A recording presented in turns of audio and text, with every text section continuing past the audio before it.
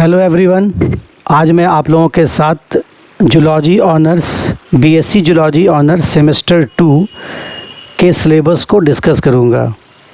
ठीक है, और इस सेमेस्टर 2 में जो आपको टॉपिक कवर अप करना है वो है सेल बायोलॉजी।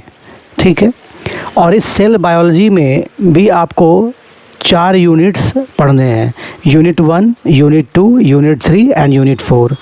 यूनिट 1 में आपको क्या पढ़ना है? यूनिट 1 में आपको पढ़ना है the cell and its organisation. उसमें आपका फर्स्ट टॉपिक है इंट्रोडक्शन ऑफ सेल थ्योरी। देखिए, आप ये भी क्लास 11th में पढ़ करके आए होंगे सेल थ्योरी के बारे में। तो सेल थ्योरी को दिया था स्लाइडेन एंड सॉन ने दिया था, और उसको बाद में मॉडिफाई किया था रुडोल्फ वर्को ने। ठीक, इसके बाद सेकेंड टॉपिक आपको पढ़ना है comparison of generalised pro and eukaryotic cells के बारे में। ये भी आपके क्लास 11th का ही है, बस आपको सिर्फ इलाबोरेट करके चीज़ों को पढ़ना है।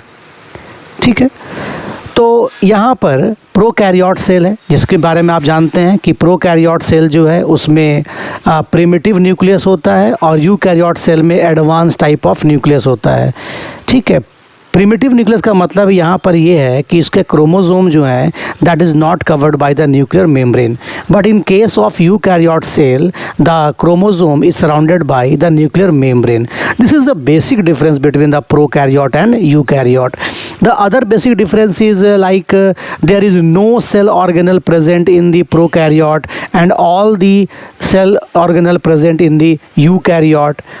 प्रोकैरियोट में सिर्फ एक ही सेल ऑर्गेनल प्रेजेंट है और वो है आपका राइबोसोम, और राइबोसोम जो है वो 70S टाइप ऑफ प्रेजेंट होता है प्रोकैरियोट्स में।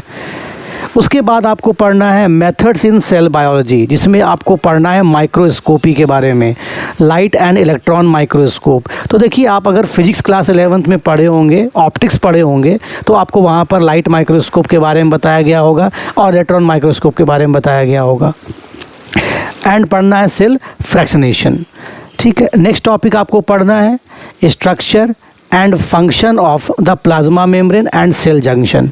तो यहाँ पर एक टॉपिक तो आपका है प्लाज्मा मेम्ब्रेन, जो कि सेल की आउटर बाउंड्री होती है। किसी भी सेल की जो आउटर बाउंड्री है, मैं बात कर रहा हूँ सिर्फ यहाँ पर ओनली एनिमल सेल, चूँकि ये सिलेबस जूलॉजी का है। अगर आप बॉटनी पढ़ते होते तो आप बोलते कि जो आउटर बाउंड्री है वहाँ पर सेल वॉल है, लेकिन एनिमल सेल है ये, इसलिए इसकी जो आउटर बाउंड्री होगी that is called plasma membrane.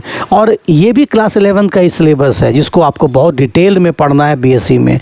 तो प्लाज्मा मेम्ब्रेन में आप क्या पढ़ते हैं कि प्लाज्मा मेम्ब्रेन का केमिकल कॉम्पोजिशन क्या है। तो आपको ये पता भी होगा कि इसका जो केमिकल कॉम्पोजिशन है वो प्रोटीन होता है, लिपिड होता है एंड कार्बोहाइड्रेट होता है। ठीक है, प्लाज्मा मेम्ब्रेन को लेकर के जो एक्सेप्टेड मॉडल दिया गया है वो सिंगर एंड निकोलसन ने दिया है। ठीक है, इसके बाद है इसमें सेल जंक्शन। तो सेल जंक्शन का मतलब क्या है कि प्लाज्मा मेम्ब्रेन जो है वो मॉडिफाई हो गया है। Cell junction is nothing, basically it is the modification of plasma membrane. तो सेल जंक्शन जो है, जैसे आप इसके बारे में पढ़ते हैं कि गैप जंक्शन होता है, टाइट जंक्शन होता है, डेस्मोसोम होता है। These are the example of cell junction. जैसे आप प्लांट सेल में अगर देखिएगा तो वहाँ पर प्लाज्मोडेस्माटा मिलता है, वो भी क्या है? मॉडिफाइड प्लाज्मा मेम्ब्रेन है, और वो भी सेल जंक्शन का एग्जाम्पल है। ठीक, इसके बाद आपको पढ़ना है introduction of Indo membrane system. तो इंडो मेम्ब्रेन सिस्टम जो है ये एक कॉमन वर्ड है और एक कलेक्टिव वर्ड है। किसके लिए? तो इंडोप्लाज्मिक रेटिकुलम के लिए, गोल्गी कॉम्प्लेक्स के लिए और ईआर के लिए। तो चूंकि ये सेल के अंदर ये तीनों जो है आपस में इंटरकनेक्टेड ऑर्गेनल हैं, यानी कि इंडोप्लाज्मिक रेटिकुलम से गोल्गी का होता है फॉर्मेशन, और गोल्गी से फॉर्मेशन होता है आपका लाइसोसोम का फॉर्मेशन होता है। इसलिए इन तीनों के लिए एक कॉमन वर्ड दे दिया गया, इंडो मेम्ब्रेन सिस्टम। ठीक है, या आप इसी के लिए एक वर्ड पढ़ते होंगे GERL। ठीक है, जर्ल सिस्टम पढ़ते हैं। जी का मतलब यहाँ पर क्या है? Golgi complex. ER का मतलब है इंडोप्लाज्मिक रेटिकुलम, और L का मतलब यहाँ पर है लाइसोसोम। ठीक है, इसके बाद आपको पढ़ना है structure and function of cytoskeleton. तो साइटोस्केलेटन का मतलब क्या है? तो आपको बता दें यहाँ पर कि किसी भी अगर सेल को आप देखते हैं तो सेल के अंदर न्यूक्लियस है, और न्यूक्लियस के चारों तरफ यहाँ पर क्या है? एक भरा होता है फ्लूइड, जिसको आप नाम देते हैं साइटोप्लाज्म। ठीक है, इसको नाम देते हैं आप साइटोप्लाज्म। और इसी साइटोप्लाज्म को अगर ध्यान से देखा जाए तो यहाँ पर बहुत सारे प्रोटीन के पार्टिकल्स मिलते हैं और ये सारे प्रोटीन के पार्टिकल आपस में कलेक्ट होकर के एक रॉड लाइक बनाते हैं स्ट्रक्चर, और इसी रॉड लाइक स्ट्रक्चर को हम नाम देते हैं क्या, साइटोस्केलेटन।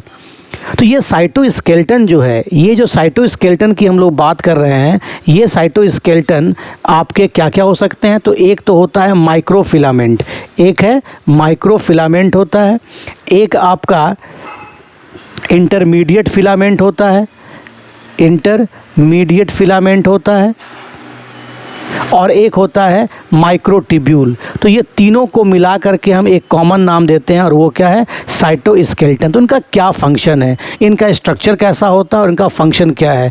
आप बहुत जगहों पर आप सेंट्रियोल पढ़े होंगे, तो सेंट्रियोल के बारे में पढ़ते होंगे आपकी, वहाँ पर टिब्यूलिन प्रोटीन होता है, वैसे यहाँ पर भी प्रोटीन के पार्टिकल आपस में एसोसिएटेड हो गए हैं। नेक्स्ट टॉपिक पढ़ना है आपको, structure and function of mitochondria. देखिए सेम क्लास 11th का सिलेबस है, बस डिटेल स्टडी करना यहाँ पर है। माइटोकॉन्ड्रिया है, उसका आपको पढ़ना है स्ट्रक्चर कि माइटोकॉन्ड्रिया डबल मेम्ब्रेन स्ट्रक्चर है। माइटोकॉन्ड्रिया के अंदर एक चैम्बर मिलता है जिसको आप इनर चैम्बर कहते हैं, और इनर चैम्बर जो है वो भरा होता है एक फ्लूइड से जिसको हम लोग मैट्रिक्स कहते हैं, और इस मैट्रिक्स में डीएनए मिलता है, और डीएनए जो है वो कैसा है, तो सर्कुलर डीएनए है। इसमें राइबोसोम भी पाया जाता है, वो कैसा है, तो 70S राइबोसोम है। तो this is the basic structure of the mitochondria. Function आप देखेंगे तो इसको आप क्या बोलते हैं, power house of the cell कहते हैं। क्यों कहते हैं, क्योंकि इसी माइटोकॉन्ड्रिया में एरोबिक रेस्पिरेशन के थ्रू एटीपी का फॉर्मेशन होता है। So it provide us tremendous amount of energy. तो यही आपको पढ़ना है कि वो एनर्जी कैसे मिलता है।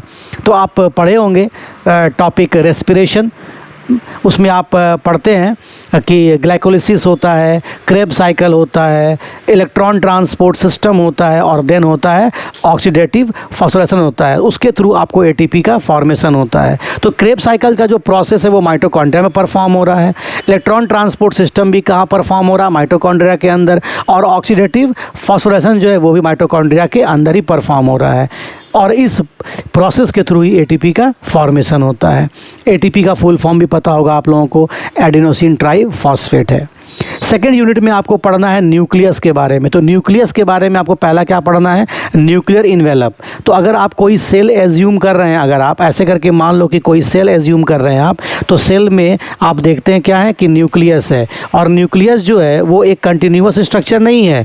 तो न्यूक्लियस जो है वो एक डिसकंटिन्यूअस स्ट्रक्चर है, और आप देखते हैं कि न्यूक्लियस में ये जो है वो उसका न्यूक्लियर मेम्ब्रेन है। तो न्यूक्लियर मेम्ब्रेन जो है वो आउटर मेम्ब्रेन है, और ये वाला जो है उसका इनर मेम्ब्रेन है। इसी को हम लोग न्यूक्लियर इन्वेलप बोलते हैं। और बीच में जो गैप देख पा रहे हैं आप, ये क्या है, न्यूक्लियर पोर कॉम्प्लेक्स है, जिसके थ्रू mRNA, tRNA, rRNA बाहर आता है।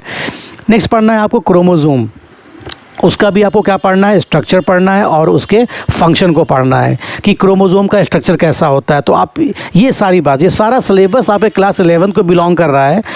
तो आपको बस ध्यान रखना है कि स्ट्रक्चर में क्या पढ़ना है हम लोगों को। जैसे आप वहाँ पढ़े होंगे क्रोमोसोम है तो उसमें सेंट्रोमियर मिलता है, सैटेलाइट मिलता है, ठीक है, ये स्ट्रक्चर पढ़ना है उसमें, ठीक। और स्ट्रक्चर, और उसमें आप ये भी पढ़ते हैं, टाइप्स ऑफ क्रोमोसोम भी पढ़ते हैं, on the basis of centromere पढ़ते हैं आप, ठीक है। फंक्शन क्या है, तो ये क्या जेनेटिक मटेरियल को कैरी ऑन करता है। सो क्रोमोसोम को हम लोग vacuole of the genetic material भी कहते हैं। इसके बाद आपको पढ़ना है पॉलीटीन क्रोमोसोम एंड लैम्ब्रस क्रोमोसोम। ये दोनों जो हैं स्पेशल टाइप ऑफ क्रोमोसोम है, इनको हम जाइंट क्रोमोसोम भी बोलते हैं, ठीक है।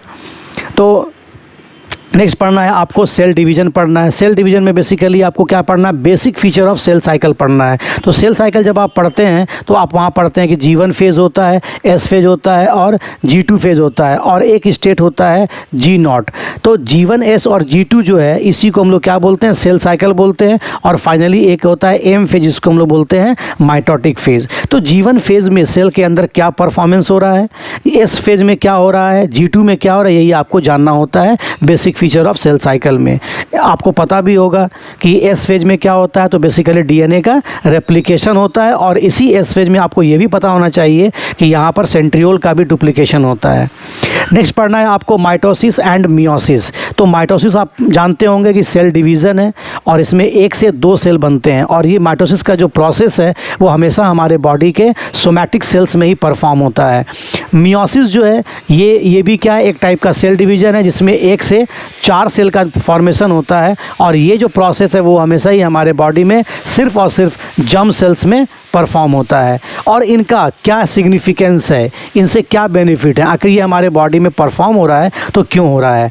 आपको बता दें यहाँ पर एक बात कि माइटोसिस का जो इवेंट है वो हमारे बॉडी के सोमैटिक सेल्स में होता है, लेकिन हमारे बॉडी में 2 ऐसे सेल्स हैं जिनमें माइटोसिस परफॉर्म नहीं होता है, या आप ये भी कह सकते हैं कि वो सेल डिवाइड नहीं करता है। हमारे बॉडी का मसल सेल्स और हमारे बॉडी का न्यूरॉन सेल, इनमें सेल डिवीज़न परफॉर्म नहीं होता है। इसके बाद आपको पढ़ना है क्या, एलिमेंट्री आइडिया ऑफ कैंसर पढ़ना है। कैंसर क्या है तो आपको पता होगा कि अनकंट्रोल्ड डिवीज़न है। आप देखिए माइटोसिस हो चाहे सेल साइकिल हो, ये सारा जो प्रोसेस है वो क्या है, सेल डिवीज़न का है, और ये एक नॉर्मल फिनोमेना है जो हमारे बॉडी में परफॉर्म होता है और ये एक कंट्रोल्ड मैनर में परफॉर्म होता है। लेकिन अगर ये अनकंट्रोल्ड हो जाए, यही सेल साइकिल का इवेंट या माइटोसिस जो है अनकंट्रोल्ड हो जाए, it will cause a cancer. Elementary idea पढ़ना है कैंसर के बारे में आपको। इसके बाद यूनिट 4 में आपको पढ़ना है एपोप्टोसिस पढ़ना है, और एक टॉपिक पढ़ना है आपको नेक्रोसिस पढ़ना है। तो एपोप्टोसिस का मतलब क्या होता है, एपोप्टोसिस का मतलब होता है प्रोग्राम्ड सेल डेथ। देखिए हमारे बॉडी में सेल का बर्थ होता है, सेल एडल्ट होता है और फाइनली सेल का डेथ होता है, तो वही सेल हमारे बॉडी से वॉर्न आउट हो जाते हैं। तो एपोप्टोसिस का फिनोमेना कैसे परफॉर्म होता है वही आपको इसमें यहाँ पे पढ़ना है। तो एपोप्टोसिस को हम लोग क्या बोलते हैं, प्रोग्राम सेल डेथ बोलते हैं या सिंपली बोलते हैं सेल डेथ। तो कोई भी सेल का बर्थ हुआ है तो उसका डेथ होगा, लेकिन वो हमारे बॉडी में कंट्रोल्ड मैनर में होगा। ठीक है, ऐसा नहीं कि अनकंट्रोल्ड मैनर में होगा। अगर अनकंट्रोल्ड मैनर में अगर होगा एपोप्टोसिस तो हमारे बॉडी के टिश्यू डैमेज हो जाएंगे। नेक्रोसिस क्या है, तो नेक्रोसिस यही है कि किसी इंजरी की वजह से अगर आपके टिश्यू में डैमेजिंग एक्टिविटी हो रही है सेल की, तो उसको हम लोग कहते हैं नेक्रोसिस कहते हैं। तो आई होप कि ये सिलेबस आपको कुछ समझ में आया होगा। ठीक है, और इस सिलेबस को आप ध्यान में रखते हुए अपनी पढ़ाई को कंटिन्यू रखिए। Thanks for watching.